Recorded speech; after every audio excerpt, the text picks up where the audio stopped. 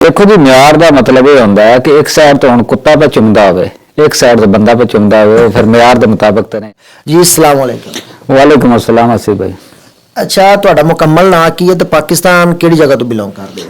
मेरा मुकम्मल नाम मुख्तार अहमद बसरा है, लेकिन सोशल मीडिया का जोड़ा मुख्तार के नां तो नहीं लोग जानते, मैंने शहनशाह सरकार के नां तो लोग जानते हैं। डिस्ट्रिक्ट मेरा मंडी बावलदीन है।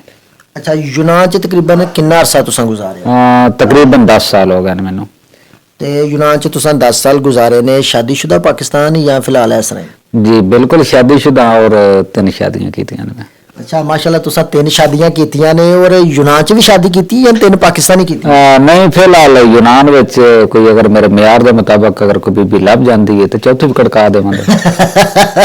ਅੱਛਾ ਜੀ ਤੁਸੀਂ 3 ਸ਼ਾਦੀਆਂ ਮਾਸ਼ਾਅੱਲਾ ਕੀਤੀਆਂ ਨੇ ਤੇ ਯੂਨਾਨ ਚ ਵੀ ਤੁਸੀਂ ਕਰਨਾ ਚਾਹੁੰਦੇ ਹੋ ਜੇ ਕੋਈ ਮਿਲ ਜਾਏ ਤੇ? बिल्कुल बिल्कुल। ਲੇਕਿਨ ਮਿਆਰ ਤੋਂ ਕੀ ਮੁਰਾਦ ਯਾਨੀ ਕਿਸ ਤਰ੍ਹਾਂ ਦੀ ਤੁਹਾਨੂੰ ਚਾਹੀਦੀ ਹੈ? देखो जी, म्यार का मतलब ये होता है कि एक साइड तो हम कुत्ता पे चुमदा हो, एक साइड तो बंदा पे चुमदा हो, फिर म्यार के मुताबिक तो नहीं ना। कुछ लोग हैं साडे पाकिस्तानी या दूसरे, वो एक साइड तो कुत्ता चुमदा होंदा पे, एक साइड तो चुमदे होंदे ਤੇ ने। ਯੂਰਪੀਅਨ ਦੇ ਤਕਰੀਬਨ ਸਾਰੇ ਇਸ ਤਰ੍ਹਾਂ ਹੀ ਨੇ ਨਾ? देखो इतने मुसलमान फैमिलियां भी हैं अलहमदुलिल्लाह, लेकिन यूरोपियन दे विच भी बड़ा फर्क होता है।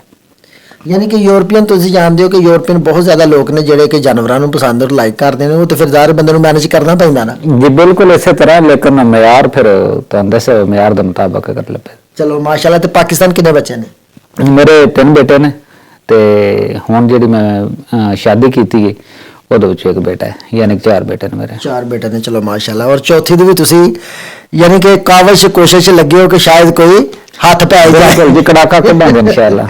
ਚਲੋ ਠੀਕ ਹੋ ਗਿਆ।